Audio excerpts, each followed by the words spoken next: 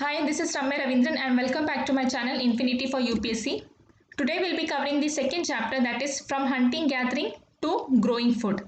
Now this entire transition, that is hunting and gathering to growing food, this happened in the Stone Age itself. That is, we were hunter gatherers during the Paleolithic stage and we became farmers by the time we reached the Neolithic stage. So we will see how this transition happened in this chapter. The earliest people. So, who were the earliest people? The Stone Age men. So, the Stone Age men, when did they exist? 2 million years ago. That is, they existed 20 lakh years ago. So, we are referring to a period which is as early as 2 million years ago. And they are known as hunter gatherers. Now, what did they hunt and what did they gather? Everything from wild animals to fishes to birds. That means the terrestrial beings, the aquatic beings, and the aerial beings. And what did they gather? Everything, every part of the tree, like fruits, roots, nuts, seeds, leaves, stalks, and eggs. What is a stalk? It is the tender stem-like portion that is called as stalk. Now the second half of this title says, why were they on the move? So the question is, why did they move? Now why is this question being asked? It is because the trains were first used about 150 years ago and buses a few decades later. So that means during this time we did not have any mode of transportation. So still, why did they travel? Why was it so necessary for them to travel? We had already seen some reasons in the first chapter itself, that is livelihood, natural disasters, to conquer, to sell good, to preach, and just for adventure. So these were the reasons which we saw in the first chapter. Now in this chapter, that is in the second chapter, we are focusing majorly on the livelihood portion. Why? Because the title itself focuses on the livelihood portion, that is how did we transition from hunting gathering to growing food. So that is what we are focusing here. Now all these reasons I have explained to you while I was discussing the first chapter. That is, if they stay in one area and they start consuming all the resources which exist in that area, some or the other day they are going to exhaust all the resources in that particular region. So that means they will have to move out and relocate somewhere else. So that is one reason. Second reason is, now we have discussed that these were hunters. So they might be hunting either a carnivore or a herbivore. So if they are hunting a herbivore, the herbivore might be in search of grass or leaves. So if the grasses or the leaves in that area gets exhausted, the herbivore will move to another location. So these hunters will have to move to another location following these herbivores. Now if these hunters are hunting a carnivore, then also the similar situation will take place. That is, these carnivore animals will exhaust the smaller prey in that region, and when it gets over, they will have to move to another location in search of smaller prey. So that means if that carnivore moves out, even these hunters will have to follow those animals. So that means they were constantly in move. Now the third point is with respect to gatherers. Now if these gatherers are gathering fruits, now the fruit is something which is seasonal. So that means they will have to relocate to another location in search of a different fruit. That is, they will have to move from place to place in search of food. Now the fourth reason is with respect to water. We know that water is very essential for survival, and we also know that all rivers are not perennial. That means they will have to relocate from season to season. So these are the reasons which are specifically highlighting the livelihood part. Next, how do we know about these people? These people in the sense, Stone Age people. Now these Stone Age people, they have not left back any written records. That means we have to depend entirely on the archaeologist. So what have these archaeologists done? They have found their tools. We have already discussed that only those tools and only those artifacts which are made of imperishable items, only those will last. So that means the tools which are made of stone, this would have survived in the best condition. And because of these tools, we have got an idea of their lifestyle. Now looking at the stone tools, we can try to identify the reasons behind using these tools. So they might have used these tools to cut the meat, the bone, then to scrape the bark and hide portions, that is a portion of tree, chop fruits and roots. So these were the uses. Then these archaeologists have also found some other types of tools, that is a stone or a tool is being attached to a wooden portion or to a bone. That means even this type of tool was in use. Initially they were using single pieces, that is without attaching it. Then later as they evolved, they started using even these kind of tools.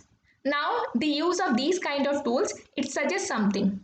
That is, they have started using tools to hunt, because a single piece of tool cannot be used for hunting. They cannot go near an animal and hunt that animal. They will obviously have to throw these tools from a distance position, and then only they can hunt the animals, because they might be hunting the carnivores or something which can attack the people. So that means they will have to use it as spears or arrows so that they can safely throw these tools. Now some other tools also have been found, and those tools were used to chop wood, and these woods were used as firewood. So what does this suggest? Fire was known to the Stone Age people. Very important, fire was known to the Stone Age people. Absolutely important. Next, even this is very important, wood was also used to make huts and tools. That means they were living in huts. Initially they might have lived in caves, but later this entire Stone Age, this is a very long period. So by the time they reach the end of Stone Age period, they have been living in the huts. So that means they transitioned from living in a cave to living in huts. So this is also important. They were staying in huts and fire was known to them. Next, other uses of stone tools. So they were using these tools, this sharp tool, to dig the ground, because they were even collecting the edible roots. Edible in the sense they can eat these kind of roots. So this was used for that purpose, and they were stitching clothes. So this is another important piece of information. They used to wear clothes made of animal skin. So these animal skins were stitched. So the knowledge of stitching was known to them. Next, hunter-gatherer sites. Now this entire slide is very important. If you are a history optional student, you should be aware of these sites and you should be able to redraw this map exactly as it is. Now with respect to prelims, these sites and the respective location, that is the respective state, is very important. So that means this entire piece of information becomes very important for your prelims. Now different sites are given here. First is Paleolithic, second is Megalithic, third is Neolithic, then early villages, then modern sites. Now here lithic means stone, and that is the reason this entire period is known as Stone Age, because stone was so important. Now Paleolithic means old Stone Age. So how many sites of Paleolithic are given here? First is Bhimbetka. Where is it? Madhya Pradesh. Second, Kurnool, Andhra Pradesh. Third, Hunski, Karnataka. So Bhimbetka, Madhya Pradesh, Kurnool, Andhra Pradesh, Hunski, Karnataka. Next, megalithic sites. First is Brahmagiri. Where is it? Karnataka. Then Adi Channallur in Tamil Nadu. So two sites are given here. One is Brahmagiri, Karnataka, Adi Channallur, Tamil Nadu. Now Neolithic sites, we will go in a clockwise direction. So first is Burzahom. This is in Jammu Kashmir. Then Mahagad, UP, Koldiva, again UP, Chirag, Bihar, Daujali Hadim, this is in Assam, Payyamapalli, Tamil Nadu, Hallur, Karnataka, Mehergarh, Pakistan. So I'll read it once again. Burzahom, Jammu Kashmir, Mahagad and Koldiva, both are in UP, Chirag, Bihar, Daujali, Assam, Payyamapalli, Tamil Nadu, Hallur, Karnataka, Mehergarh, Pakistan. So these are Neolithic sites. Now early village, one site is given to you, and that is Inamgaon. It is in Maharashtra. So Inamgaon, Maharashtra. Then a modern city is given, Mumbai. Now how did they choose these particular sites? That is, what was the reason behind choosing these sites? The reason is obviously water, and second is stone. This entire age is named after stone. That means the stone tools were so important. So that means they chose such sites where they could find such good quality stone tools. So stone tools location and quality was very important before choosing a site. So water and stone tools, these are the two reasons and these are the two criteria of choosing a site. Read this once again and by heart it. Now few sites and few details are given to you. First is Bhimbetka. Now first of all we'll see what is the definition of site. Sites are places where remains of things. What kind of things? Tools, pots, buildings. So if these things were found, that is if the remains of such things were found, then that particular place is known as site. These were made, used and left behind by people. They may be found on the surface, buried under the earth or sometimes even under water. Now what is the speciality of Bhimbetka? It is an old site with caves and rock shelters. Very important for your MCQ. Bhimbetka, caves and rock shelters. That means these were the natural caves. So the earliest Stone Age people, they were living in caves and they were living in natural caves to protect themselves from rain, heat and wind. So caves, rock shelters found in Bhimbetka. Where is Bhimbetka? Madhya Pradesh. So Bhimbetka in Madhya Pradesh, caves and rock shelters. Remember all these pieces of information together. Bhimbetka, Madhya Pradesh, rock shelters, caves.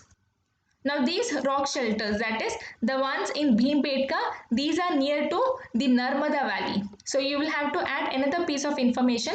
Bhimbetka, Madhya Pradesh, caves and rock shelters and Narmada Valley.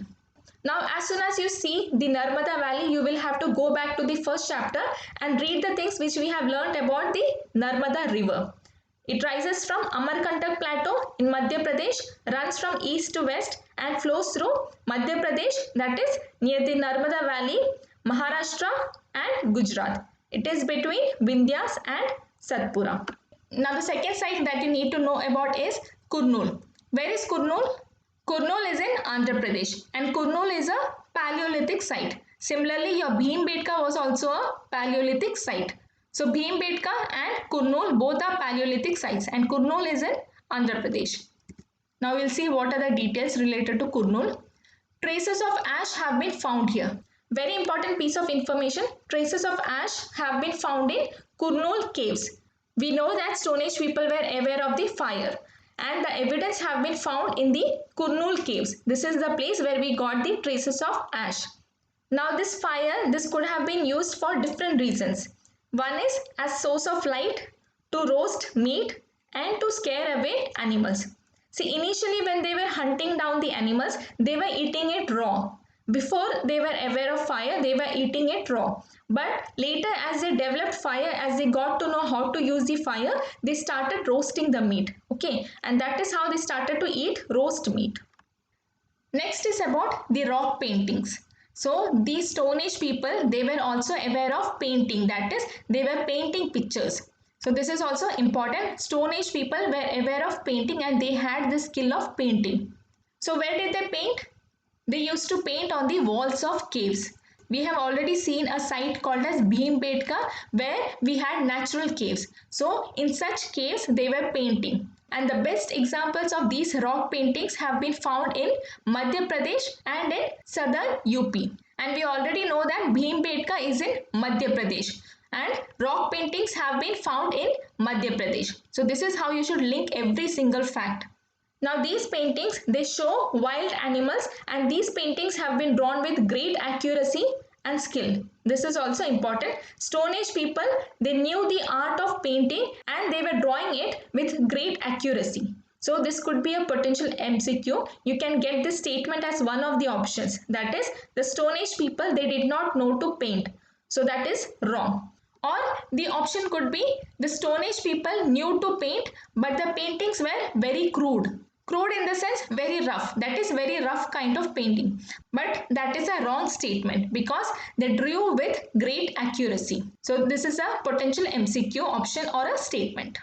Next, names and dates. So we know that we are discussing about the Stone Age period and the Stone Age period is a very long period. We have seen in the diagram itself that the Stone Age is divided into three, that is Paleolithic, Mesolithic and Neolithic. So that means it's a very long period and we will have to know the names and the dates. So let's start. Now the first period, that is the Paleolithic, it has been taken from two Greek words. Paleo means old and lithos means stone and that is why this is also called as Stone Age. So Paleo is old, that is old Stone Age. The name points to the importance of stone tools. We have already seen this. Now the Paleolithic period, this extends from 2 million years ago to about 12,000 years ago. Now 12,000 years ago, in the sense it is 10,000 BC, because we have crossed 2000 AD already. So that means you will have to subtract 2000 from here. Now here you don't have to subtract because it is 2 million. So it doesn't make sense to subtract 2000 from 2 million. That is, this is a very big figure. And more than that, if you deduct 2000 from here, the figure that you're going to get won't be a round figure. So it is convenient to use it this way. That is 20 lakh BC to 10,000 BC. So if you're saying ago, then you will have to use this figure, that is 12,000 years ago. But if you're specifying the exact date, then you will have to say 10,000 BC. So this is the time period of Paleolithic age, that is 20 lakh BC to 10,000 BC. Now since this period, that is 20 lakh BC to 10,000 BC, this is a very long period, we have again divided the Paleolithic age into 3 different sections: lower, middle and upper. Now this entire period, that is the Paleolithic age, this covers 99% of human history. So you can imagine how vast this period is, because here we have not even reached the historic period. This is prehistoric age, because history means the period since when the art of writing was developed or it was in use.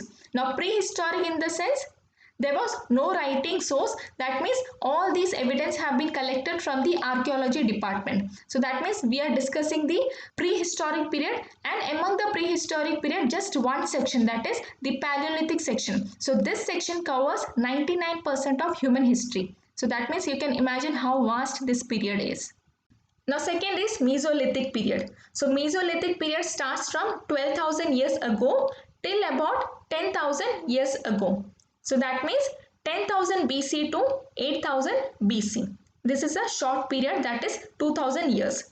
Now you have to note that whenever a thing gets evolved, that is when we evolve from Paleolithic age to Neolithic age, this is not going to happen overnight.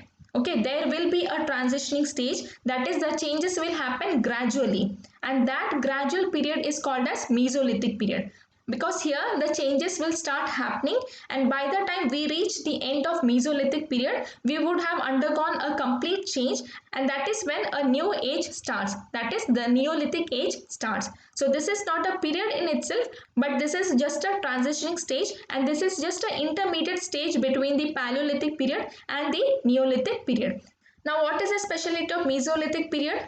The stone tools which were used during this period, they were very tiny, and that is the reason we called those tools as microliths. Okay, so the tools which were used during the Mesolithic period are called as microliths because they were very tiny.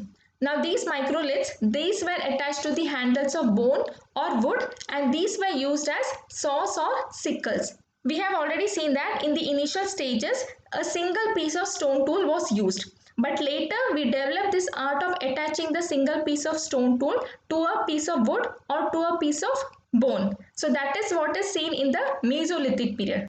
So that means in the Paleolithic period we were using single tools, and in the Mesolithic period we were using these attached tools. Okay, so that's how we were evolving. So that means as we moved from Paleolithic period to Mesolithic period, there was a change in the kind of tools that we were using. But there is one thing that you should note, and that is even when the tools evolved, we did not choose to discontinue the old varieties of tools. The tools which were used in the Paleolithic age, those were used in the Mesolithic as well. That means as we evolved, we had new varieties, but we also used the older varieties. Now what is the time period of Neolithic? It starts from 8000 BC onwards. In the Neolithic age, we were using the stone tools which were used in Paleolithic and in Mesolithic, plus we had new tools which were developed in the Neolithic. So what have we seen in this slide? 20 lakh BC to 10,000 BC is Paleolithic, and it is further divided into 3. 99% of human history is covered in this period. Then Mesolithic is 10,000 BC to 8,000 BC. Here we had tools like microliths, and these were very small ones which could be attached. Then Neolithic is from 8,000 BC onwards. A changing environment. Now we have seen that there is a transitioning happening. So why is that transitioning happening? It is because the environment changed. Earlier we were living in an environment which was much colder, but gradually warmer conditions came in. Now when we have warm conditions, that means it will give rise to grasslands. And when we have grasslands, that means we will have more of herbivores. Herbivores in the sense the animals which are dependent on grass. So like deer, antelope, goat, sheep, cattle. So the number of these kind of animals will increase. Now what is the next stage when the number of these animals increase? The people who were initially hunting these animals, they thought of rearing these animals. That is, once they got to know that these animals are harmless, they thought of rearing them. So what did they do? They followed these animals, they learnt about their food habits, they learnt about their breeding seasons, because when they breed, they are actually very weak. So that is the time when these animals need protection. So if you protect those animals during their breeding seasons, they will be tamed easily, they will be domesticated easily. So that means these animals would start trusting you and would be domesticated easily. So that is how these people transition from being hunters to being rearers. So this happened during the Mesolithic period. And what was the speciality of Mesolithic period? The environment started changing, and that is the reason the transition triggered. Next, the beginning of farming and herding. During Mesolithic period, several grain-bearing grasses like wheat, barley and rice grew naturally in different parts of the subcontinents. We have already seen that during the Mesolithic period, grasses started growing. Now these things, that is wheat, barley and rice, even these are types of grasses. The difference is that it bears grains. Okay, that is the only difference. Else, even these are types of grasses.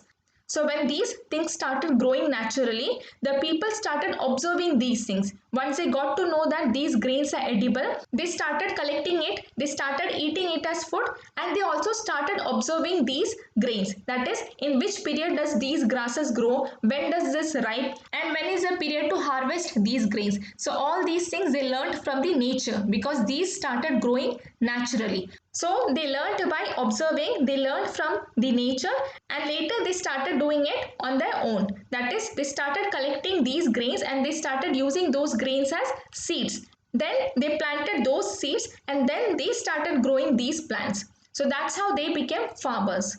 And the grains which they collected, some of those grains were used as food and some of the grains were used as the seeds for the next season. Next, people attracted and tamed animals by leaving food near their shelters. Now we have already seen that they have got extra food, that is they have got extra grains which they could collect. Some of that was used as food, some of those were used as seeds for the next season, and some of those were used as food for the animals. So these people, they started leaving food near the shelters so that they can attract these animals, and that is how they started taming these animals and domesticating these animals. Now the first animal that was to be tamed was the wild ancestor of a dog. Now this wild ancestor of dog, this is almost close to a lion or a tiger. That is, they were very wild. Still, we chose to tame these animals. Why? See, even if they were wild, the basic nature, that doesn't change. Dogs are extremely faithful. That is, these people might have tried to tame different varieties of animals, and dog could be one of the variety. And they might have observed that dogs are more faithful. That is, if you feed dogs, they would start showing their faithfulness. That is, they would start wagging their tail, and that is how they show their gratitude. So these people might have realized that it is better to tame a wild variety of a dog than to tame these beings. That is, these gentle beings like sheep, goat, cattle, because these might be scared of human beings, and these might not be that scared of human beings. And once you feed these beings, they become faithful to us. So that might be the reason why the ancient people chose to tame the wild variety of a dog than to tame these varieties. Then later on, they started taming these animals. That is, the gentle ones like sheep, goat, cattle, and also pig. Note this point. Pig was also tamed and domesticated. So they domesticated dog, sheep, goat, cattle, and pig. Often, people protected these animals from attacks by other wild animals. So this was the second way of taming them. First way was to feed them.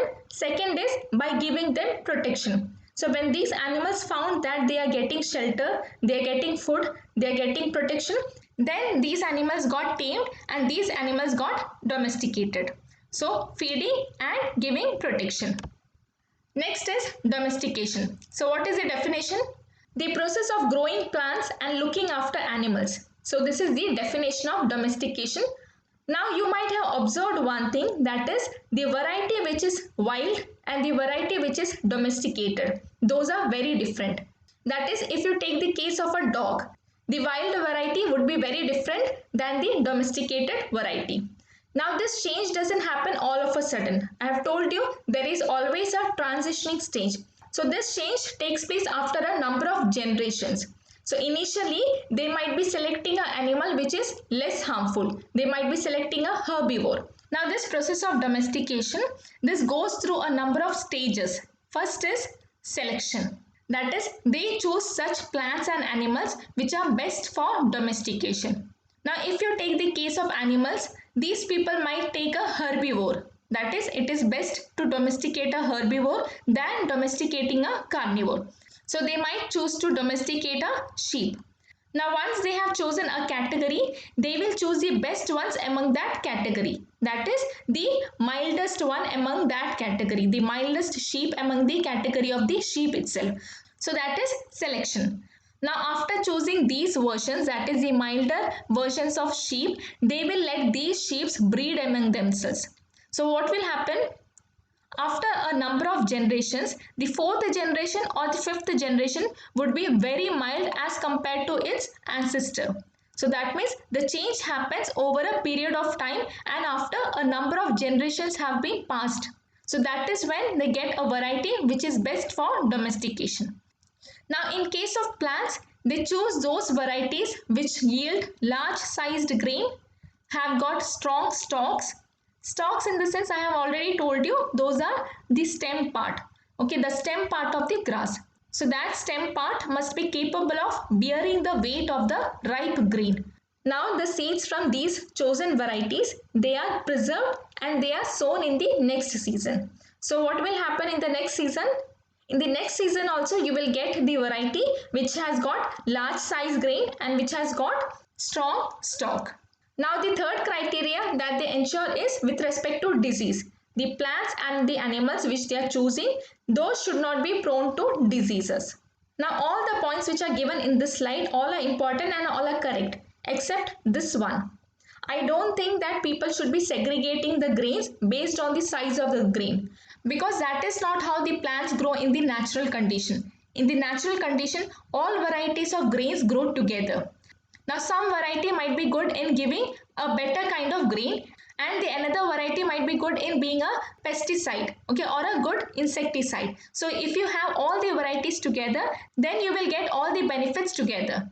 So if you plant only those kind of varieties which is good in giving large size grain, then you might lose out on the pesticide benefit. So there is no point in getting large size grains if these grains are destroyed by pests or by insects. So you should have all varieties of plants growing together, and that is how it grows naturally. So that means you should not segregate it. This is my opinion.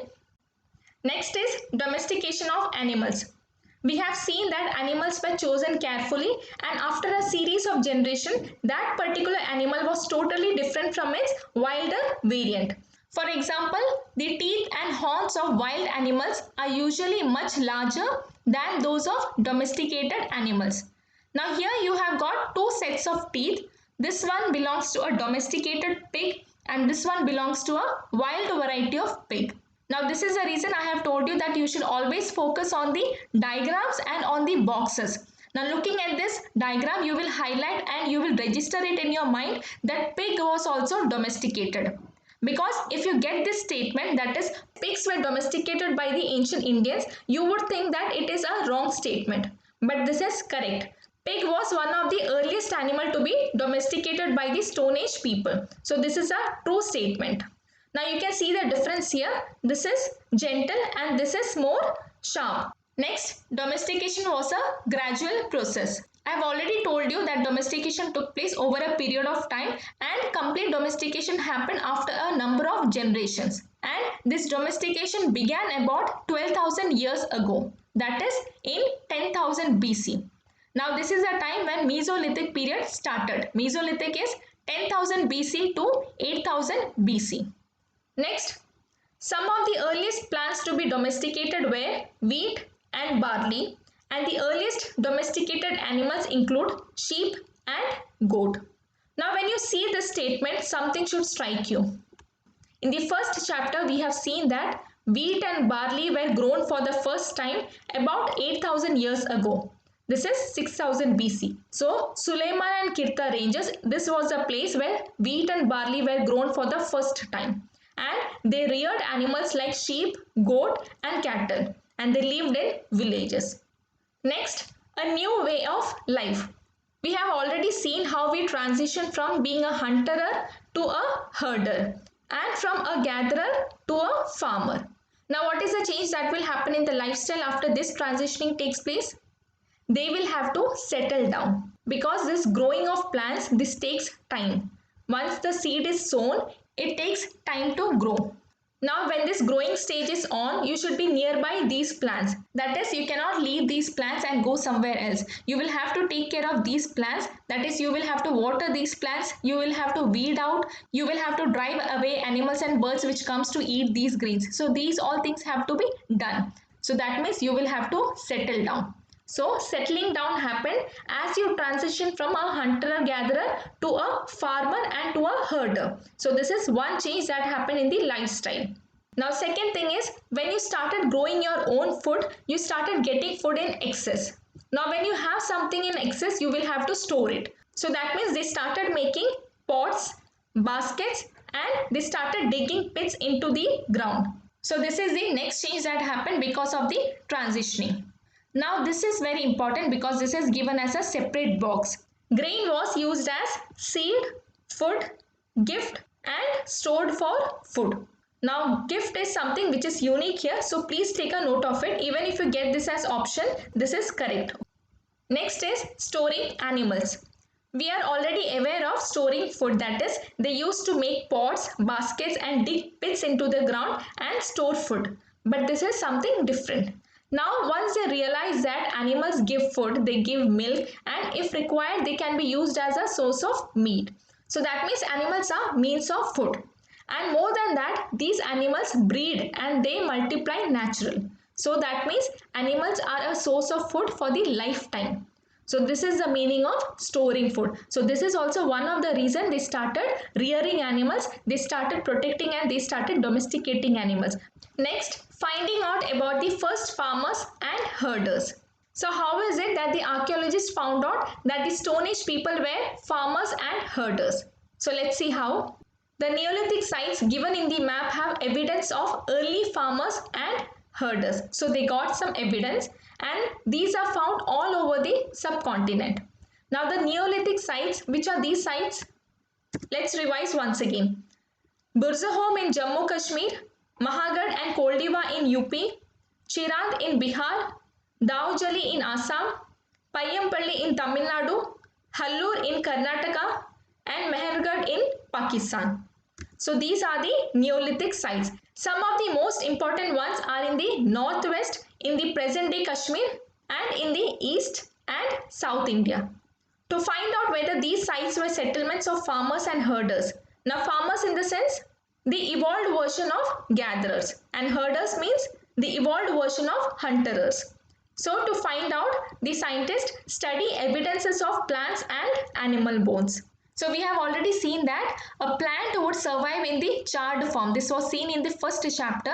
That is, if the grains are burnt, it would survive, and the animal bones, that is, if the bones are found near the settlement area, they can conclude that these animals were domesticated. So that is how they concluded whether these people were farmers or whether these people were herders. Next, they have found remains of burnt grain. We have already seen this. These may have been burnt accidentally or on purpose. That is, these people might have tried to cook the food, but accidentally that might have got burnt. We have already seen that Stone Age people were aware of fire. Very important. Next, towards a settled life. We have already seen that once they started farming, they had to settle down. And these archaeologists have found the evidences of huts and houses. One example is given here and that is Burzahom. Where is Burzahom? Jammu Kashmir. So here people have built pit houses. That is, they have dug into the ground and that is because Burzahom was in Jammu Kashmir and the region was very cold. So this was to protect themselves from the cold weather. And the archaeologists have also found cooking hearths both inside as well as outside the huts. What is a cooking hearth? This is chulha. So chulhas have been found both inside as well as outside the hut. So that means depending on the weather, they choose to cook either indoors or outdoors. So what is important here? Burza home, built pit houses, and this is in Jammu Kashmir. Next, stone tools of Neolithic age. We have already seen the tools of Paleolithic age and the Mesolithic age. Paleolithic age, those were single tools, and in the Mesolithic age, they started attaching those to a wooden stock or to a piece of bone. Okay, and that is how they used it as spears and arrows. Now, once they reached the Neolithic age, what kind of tools were they using? They were using polished versions of tools, and they were using very advanced kind of tools like mortars and pestles. This is a mortar and a pestle. This is something which is in use even now. So this was used for the first time in the Neolithic age. Why? To grind grain. And at the same time, tools of Paleolithic types were also being used. I have already told you that whenever they shifted from one stage to another stage, they might be having new variety of tools, but that doesn't mean that they have totally discarded the old varieties. Even the old varieties were in use. So Paleolithic tools were also used in the Neolithic age. Pots of Neolithic age. Many kinds of earthen pots have also been found, and these were sometimes decorated and were used for storing things. We have already seen that pots were used to store food, and these were sometimes decorated. Now we have already seen a type of pot in the last chapter, that is 4700 years ago decorated and colored pots were in use. And if you get this statement, that is in the Neolithic period the pots were decorated, the statement is correct. Neolithic age had decorated pots. These pots were used for cooking food and for storing grains. I have already told you that they were aware of fire, and that is the reason they were aware of this art of cooking food. Besides, they began weaving cloth using different kinds of materials. For example, cotton, which could now be grown. We have already seen that in the Paleolithic age, they were using animal skin. Okay, they were stitching the animal skins together and they were using that as their cloth. But by the time they reached the Neolithic age, they were aware of the cotton and they were already aware of the weaving skill. So that means they started weaving cloth and they started using cotton cloth to cover their body. Did things change everywhere and all at once? Not quite. Now we already know that in the present day, a city like Bombay is different than a village, and that village is different than a region called as Andaman and Nicobar. That means during a single period of time, you might have three different places which are entirely different from each other. So similarly, even during those days, we had different regions which were in different period. So that means if you take Indian subcontinent, you might have a region which is going through the Paleolithic age, and at the same time you might have a different region which is going through the Mesolithic stage, and at the same time a different area might be going through the Neolithic stage.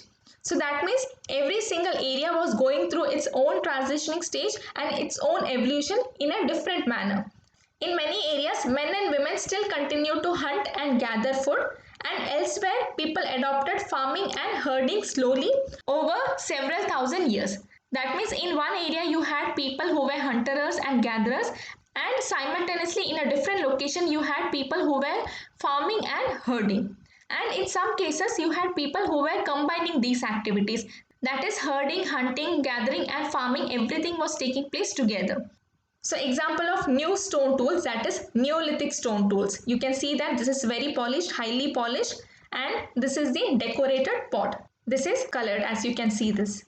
Next, you have to study one more site, and that is Mehergarh. Where is Mehergarh? This is in Pakistan.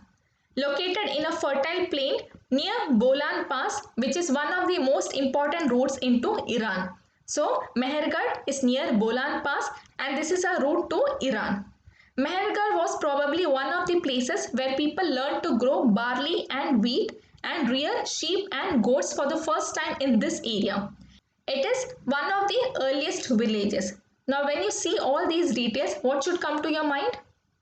Suleiman and Kirta ranges. Here also you will find all the details that you find in Mehergarh. That is wheat and barley, rearing sheep and cattle, and living in villages.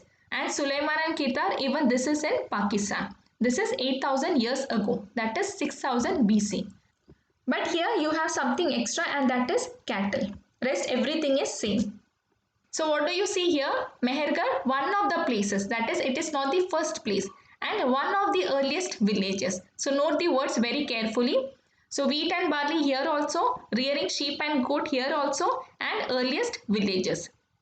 Bones of wild animals such as deer and pig were found, and bones of sheep and goat were also found. So you have to associate Mehergarh with evidences of deer, pig, sheep and goat. All these were found in Mehergarh. Now next very important fact related to Mehergarh, and that is remains of square or rectangular houses were found here. Each house had 4 or more compartments, and some of which have been used for storage, and they believed in life after death. How did we get to know this? The dead person was buried with goats, and this is because they believed that this will serve as food for the dead person in the next world. So what all are important here? Mehergarh, Pakistan, near Bolan Pass, which is an important route to Iran. Then barley and wheat, earliest villages, reared sheep and goat, and bones of these animals were found. Remains of squared or rectangular houses were found, and they believed in life after death. See, this is how the houses looked like, with 4 compartments, and this is how the archaeologists got to know that a man is buried with a sheep, because they got bones of a person as well as the bones of the goat. Elsewhere, that is, while all these things were happening in India, what was happening in some another corner of the world? So in France, a site was discovered, and there they have found some paintings, and most of the paintings were of animals. So these paintings were made between 20,000 years ago to 10,000 years ago. So that is almost the end of Paleolithic age. And these are the kind of paintings that were made. Very bright colors are used, and these paintings almost shine. That is because they are using minerals like ochre or iron ore and charcoal. So the paintings are very bright, these shine, and almost all paintings are focused on animals. And it is possible that these paintings were done on ceremonial occasions or for special rituals. That is, before going for hunting, they might be performing some special rituals, and for that sake, they might be using such paintings. Now, since you have been given about France, you should locate France in your atlas. So, where is France and what are the adjacent features? You have France here, and the adjacent countries are Belgium, Luxembourg, Germany, Switzerland, Italy, and Spain. Then towards its north, you have got English Channel, and to the south, you have got Mediterranean Sea. Then there is UK, which is being separated by English Channel. That is, there is no land boundary which is being shared between UK and France. And UK and France separated by English Channel. So remember all these things: UK, English Channel, France, then here Mediterranean Sea. What are the adjacent countries? Belgium, Luxembourg, Germany, Switzerland, Italy, and towards here you have got Spain. Next, Turkey. One of the most famous Neolithic sites, Çatalhöyük, was found in Turkey. Now this site is very important because they have found evidences of things which are brought from very great distances. Flint from Syria, Kaudi from Red Sea, and shells from Mediterranean Sea. Now why is this so important? Because there were no carts during those days, and most of the things were being carried on the backs of animals such as cattle or by people themselves. So that is the reason this site is so important. Now we'll see all those locations in the map. This is Turkey in the world map. Now which all countries share land boundary with Turkey? Georgia, Armenia, Iran, Iraq, Syria, Bulgaria. So once again, Georgia, Armenia, Iran, Iraq, Syria, and Bulgaria. Then you have got Black Sea to the north, Mediterranean Sea to the south, and here you have got Greece, but there is no land boundary. So what was said in the last slide? Turkey has got flint from Syria, Caudis from Red Sea. This is Red Sea. Here you can see this is Red Sea. Then shells from Mediterranean Sea. So Turkey is here, Red Sea is here, then you have got Syria here, then Mediterranean Sea is here. So take a note of all the adjacent countries and all the adjacent features. So this is how we'll be learning about different countries one by one. So we have learned about France and Turkey. Now some important dates have been given at the end of your chapter. Mesolithic, 12,000 to 10,000 years ago, that is 10,000 to 8,000 BC. Beginning of domestication, 10,000 BC onwards. That is, during the Mesolithic period, the beginning of domestication started. Note this word, it is beginning. And beginning of farming also started during this period. Beginning of Neolithic, 8,000 BC. See, Mesolithic lasted from 10,000 BC to 8,000 BC, and from 8,000 BC onwards, the Neolithic age started. Then beginning of settlement at Mehergarh, 8,000 years ago, that is 6,000 BC. We have already seen that in the Sulayman and Kirta ranges, they started living in villages about 8,000 years ago. So Sulayman and Kirta ranges and Mehergarh, they have got almost same details, and the time period is also same, 8,000 years ago, that is 6,000 BC. So this is how you should study, that is by connecting different dots together. So that's all from my side. I'll be back with the next chapter very soon. Please like, share and subscribe this channel. Thank you so much.